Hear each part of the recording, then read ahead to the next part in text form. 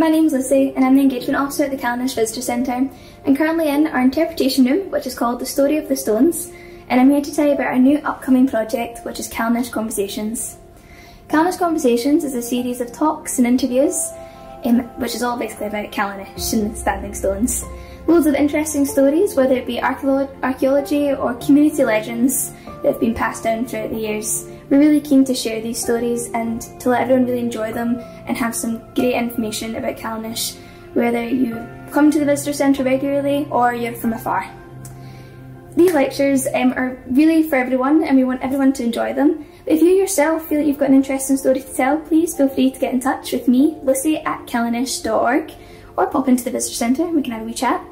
And then we can maybe talk about having your own Calanais conversation. But anyways, I better let us crack on. We're actually about to go into our first Calanais conversation, and it'll be myself and a member of the Urras and Tursachan board, Dr. Alison Sheridan, and we'll be interviewing the Prehistory Guys, who have some great experience and, well, history with Calanais. Anyways, hope you enjoy, and I'll see you later. Bye. Hello. Tell us who you are and what you do. Who are the Prehistory Guys? Well, I'm Michael and I'm Rupert. Yeah, well, who are the Prehistory Guys? Well, we basically what we do, we bring archaeology to the public. That's what we try to do.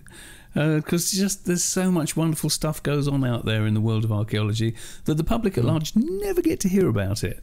And we first started off bringing archaeology to the public with a film that we made, 14 years ago now, and then more recently we converted into being podcasters, isn't it? Converted into being podcasters, and more recently that YouTube has more become our channel, our avenue of putting things out, and we also fund ourselves, or we get funded through a Patreon campaign, crowdfunding campaign. Yeah. Okay, so if you've actually done work at Calanais before, what attracted you to the site, and what do you find it so fascinating? Where do you want to start? Yes, where do you start? Yeah, well, it's unique, isn't it? As a, as an entity, it is just an extraordinary site. There's nothing quite like it. The only thing I can think of that looks remotely like it is in Africa, and nothing else looks quite like it. But it was the fact that it's this, the notion that it's it's all built to observe the heavens. You watch the Lunar Transit through the site.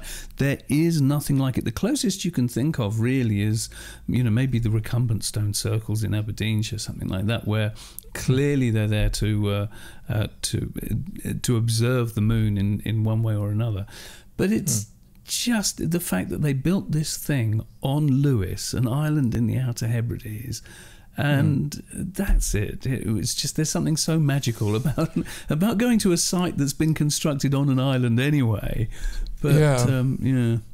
I think there's something particular that catches the imagination. I think it caught mine because, early days, before we ever thought about making Standing with Stones, before I even thought about doing anything like this, I think there was a fact that, discovering a place that's beyond Stonehenge, it sort of blew the whole thing of megalithic sites open for me, I think, looking back, that there was this magical place much further away, as Rupert says, on an island. You think, I must go there.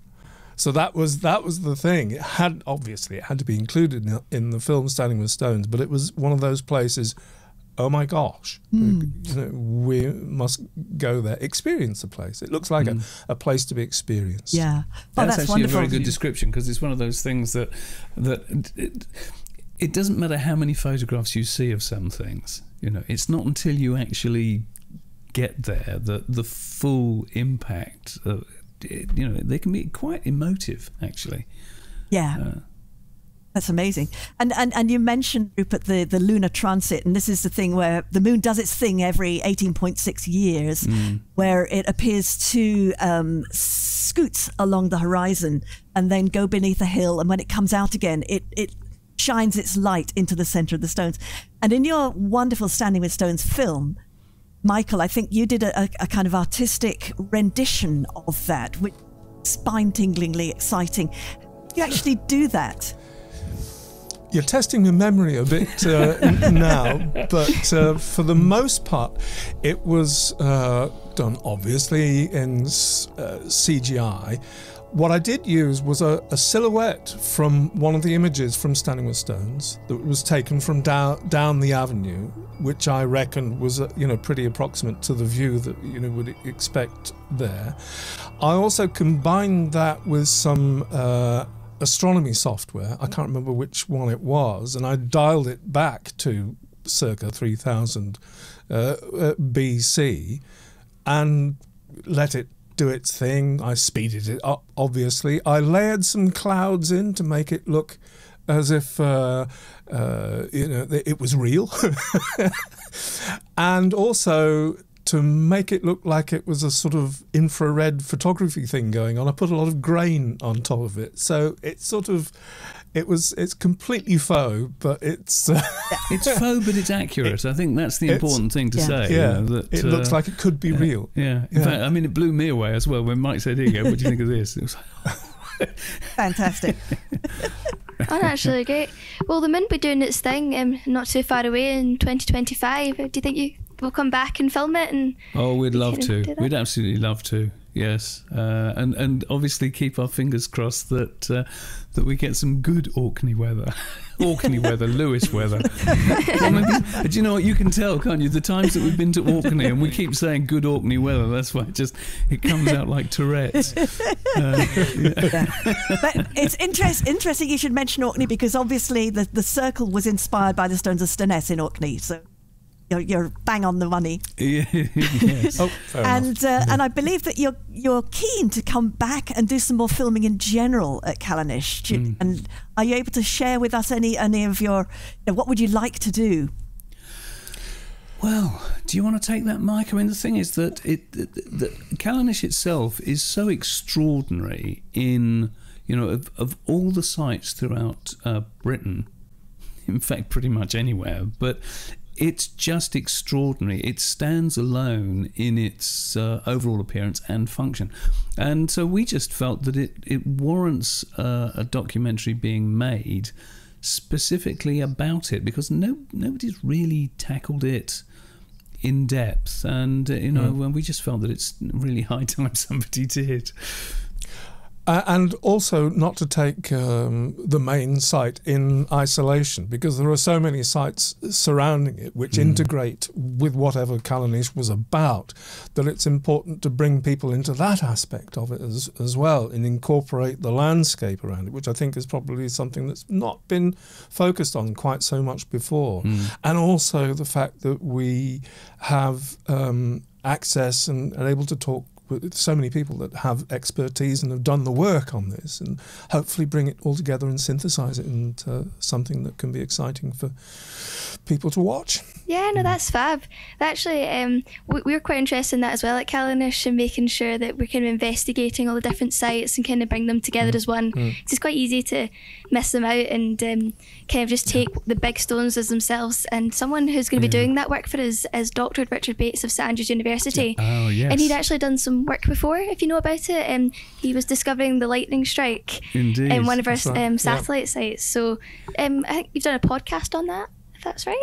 We did we included it in one of our broadcasts. Because it's such an extraordinary discovery. Not least of all because of the tech.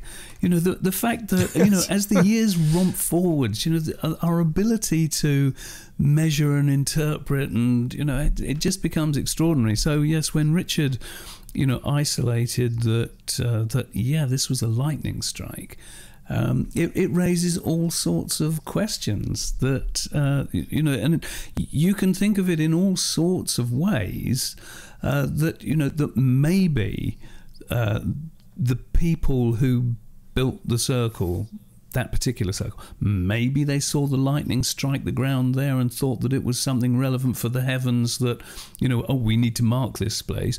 Or maybe it was something quite separate, and that it had always been the lightning actually struck a tree, and it was the dead tree, and it was a meeting place, and it was, I'll meet you by the dead tree. And that over the years that became the meeting place. So when the tree gone, but the circle is still relevant. We don't know. Obviously, it's unknowable. But it's those sorts of wonderful, tantalising things that spark your imagination each way. Which came first, the lightning strike, or did the lightning strike the stone? If the circle was there before the lightning strike, that would Fantastic. That would be definitely. Yeah. Great. And the nice thing is that Richard is going to come back in July, and because he's got the Year of Coasts and Waters project, so he'll be doing some geophysical surveys on some of these so-called satellite sites, and also some geophysical work in Loch Rogue. Really, really useful, and some drone surveys as well. So, will you do us the honour of interviewing Richard in September to find out at the end of his season what he's found? Oh, we'd be delighted to. Hold us back. Fascinating. Yeah, you heard it here first, kind of thing. Excellent. Oh, that's fantastic. Absolutely love to. Yeah. Fantastic. Thank you so much. Wow. So everybody out there, if you haven't come across the Prehistory Guys before, you've been missing out on a real treat. So check out their website. Thank you so much. Thank you very much. Thanks a lot. Bye, Take care.